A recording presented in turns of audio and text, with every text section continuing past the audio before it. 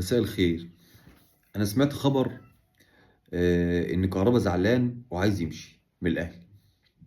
فانا عايز اقول لكابتن كهربا، يا كابتن كهربا، انت المفروض ما تزعلش. انت بمستواك ده وبتلعب في الاهلي لحد دلوقت، ده حاجه تفرحك، يعني حاجه تخليك مبسوط. لان انت كانك صحيت من النوم لقيت نفسك رجلك جالها زهايمر. ده انت نسيت الكوره، يعني رجلك نسيت الكوره. يعني مستوى كهربا ده ما يخلوش يلعب في مني سمنوت حاليا. لو انا مدرب وعندي وسام ابو علي جنبي وكهربا، ووسام ابو علي جاله صليبي وهينزل بكرسي متحرك، هفكر انزل وسام ابو علي ولا انزل كهربا.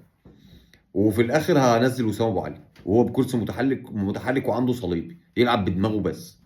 اللي ملوش اي تفسير، كهربا واضح انه لا بيتمرن ولا مركز ولا شايف ولا حاسس ولا اي حاجه.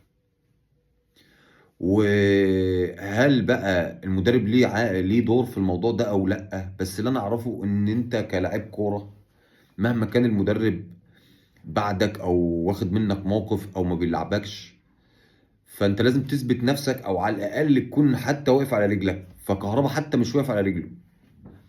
انا بتكلم على كهربا فنيا بقى، بعيدا عن مشاكله والغرامات. ده كهربا عامل سكور غرامات. يعني كهربا الاهلي مطبق عليه غرامات من ساعه ما لعب يعني عليه في مسيرته الكرويه غرامات تحل ازمه الاسكان في العشوائيات. لما يقولوا ما غرموش كهربا، تلاقي كهربا مظروف 300,000 جنيه غرامات. كهربا بالملايين، يعني مش عارف هو عدوا كام، اللي كل شويه مليون جنيه غرامه، 300,000 غرامه، 500,000 غرامه، عامل سكور. يا جدع ده انت لو بتلعب قمار مش هتضيع فلوسك كده. يعني انت لو رحت تلعب بيهم على ترابيزه قمار مش هتعمل كده في نفسك. فبعيدا عن مشاكله دي كلها في جنب، ومستواه الفني في جنب تاني. ففنيا كهربا في مستواه الحالي لا يصلح.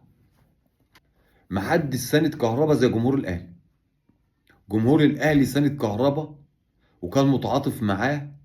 وكان لو كهربا بصه حلوه بيخلوه ميسي.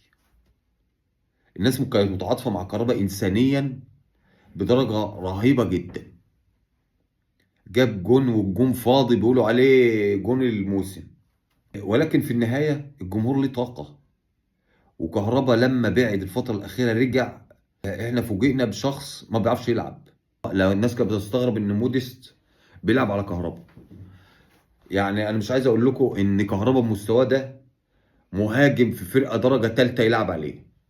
كهربا مش قادر يباصي، كهربا مش قادر يجري، كهربا مش قادر يوقف الكوره، كهربا مش عارف يلعب كوره. كهربا نسى الكوره، صحى من النوم لقى نفسه ناسي الكوره. كهربا عنده 30 سنه. انت في سن محمد صلاح اللي هو حاليا احسن لاعب في العالم، اكبر منك ب4 سنين. انت متخيل انت فين؟ انت متخيل انت رحت فين؟ لعيبه خدت البالون دور وخد احسن لاعب في العالم وفي اوروبا، كريم بنزيما ومودريتش وبتاع، وهم اكبر منك سنا ب5 سنين و4 سنين و6 سنين. ده مش بقى انا عايزك تاخد البالون دور، بس انا عايزك تعرف تلعب. وجمهور الاهلي عايزك تبقى. جمهور الاهلي كان بيحب كهربا جدا وكان بيساند كهربا جدا وكان واقف معاه في كل ازماته. بس اخطاء كهربا المتكرره خلت كهربا بيبعد قوي قوي قوي على كل مستوى الفني والمستوى السلوكي وعلى مستوى الانضباط. كل حاجه كهربا بيضيع نفسه. يعني ما فيش حد بيأذي نفسه زي كهربا. انا على المستوى الانساني انا متعاطف معاه جدا. بس فعلا هو مستواه فنيا، يعني لو حد، يعني مقارنه بينه وبين وسام ابو علي يحاسب عليها القانون. يعني لو مدير فني لعبه هو وقعد وسام ابو علي على الدكه 5 دقائق لازم يمشي. ده معناه انه ما بيشوفش، ما بيفهمش في الكوره، ما عندوش فكره. دي اصل في حاجات ما فيهاش وجهه نظر فنيه. فانت يا كهربا زعلان ان انت بتلعبش؟ ده انت وجودك في الاهلي ده كرم كبير من ربنا حاليا. وجودك في الاهلي حاليا كرم كبير من ربنا. يعني انت تشكر ربنا وتحمد وتصلي طول يعني تقيم الليل يوميا ان انت بتلعب في الاهلي بمستواك ده. ده انت بمستوى انكل زيزو ده. ده مستوى انكل زيزو في الفيلم. حد لو حد لو حد اتفرج على الفيلم بتاع محمد صبحي، فورمة أنكل زيزو، مستوى أنكل زيزو حبيبي، حاجة ضايعة، كهربا ضايع. فأنت يا ابني لا تلحق نفسك، أنا مش عارف تلحق نفسك إزاي، لأن أنا مقتنع إن أنت خلاص. المفروض يقولوا لك كهربا لاعب كرة القدم السابق، إنما هو حاليا ما بيلعبش كورة، ما بيعرفش يلعب كورة حاليا. فأنت لا تلحق نفسك وتروح تتمرن في الجيم، تروح تقوي عضلاتك شوية. ده أنت رجلك يعني جسمك بقى عامل زي إيد المقشة، يعني جسم كهربا بقى عامل زي ايد المقش، ما تعرفش ما بياكلش ولا ما بيشربش ولا ما بيعمل ايه في نفسه، ما اعرفش. فانت لا تلحق نفسك تروح تتمرن في الجيم بقى، تروح تركز في الكوره، لا اما تاخد بعضك وتتوكل على الله، تروح تشوف لك نادي تلعب فيه. مع حبي واعتزازي واحترامي لشخصك، والله انا بحب كهربا، والله انا بيبقى كهربا بينزل ببقى عايزه يجيب هاتريك كل 5 دقايق. على المستوى الانساني انا متعاطف معاه جدا، لان انا عارف انه عيل غلبان جدا، لانه شخص بيطلع في التلفزيون يعني ساذج جدا. ولو جبنا قصه حياه كهربا ده من ساعه ما لعب كوره لحد النهارده، كلها سذاجه، كلها هطل وهبل. يعني هو لو هو عاقل شويه وعنده شويه اتزان، كان زمانه راح في حته تانية. على المستوى الشخصي، على المستوى الشخصي، مش على مستوى الكوره بقى. على مستوى الكوره هو كان في يوم من الايام احسن لاعب في مصر، وعلى المستوى الفني هو كان لاعب كويس جدا، وكان بيلعب فيرود عشان ما فيش فيرود، بس هو طول عمره جناح، وكان احسن لاعب في مصر هو جناح. ايام ما كان بيلعب كوره بقى، كل الكلام اللي بقوله الجميل ده ايام ما كان كهربا بيلعب كوره. كهربا بقاله سنه وسنتين ما بيلعبش كوره، ما بيعرفش يلعب كوره، نسى الكوره، نساها. ولما جه وكان الناس تقول ازاي موديست يلعب وكهربا قاعد بره.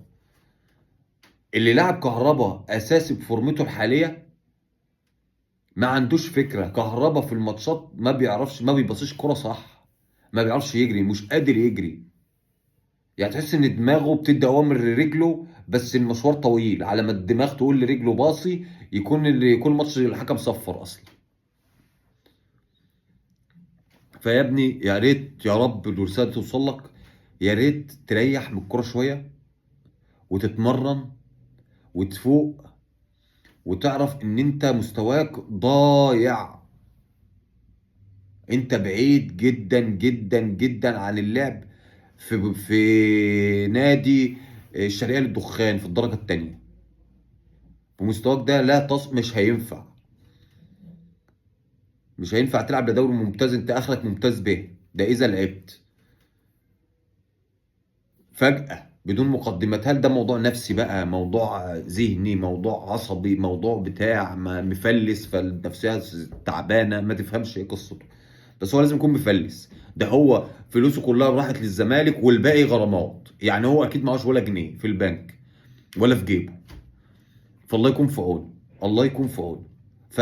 احنا المفروض جمهور الاهلي بقى ما تتكش عليه قوي، لان يعني حرام، ومش اي حاجه نشيلها الكهرباء، مش اي حاجه احنا نشيل كهرباء. احنا بس ايه هنقيمه كلاعب كوره بس، زي ما احنا سندناه، زي ما الجمهور الاهلي سند، جمهور الاهلي سند كهرباء كتير، زي ما سند كهرباء ووقف جنبه. دلوقتي وقت اللي انت تسكت. طول ما هو موجود في الاهلي هو لعيب في الاهلي، هو لاعب في الاهلي ومحسوب على الاهلي. اسكت بقى.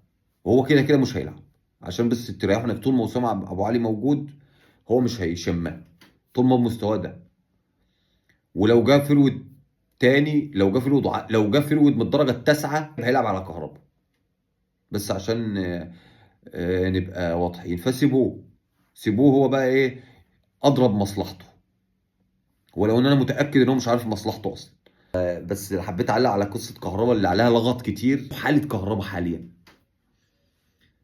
بعيدا عن اي مشاكل وعن اي حاجه. وشكرا لكم وللكم زي الفل.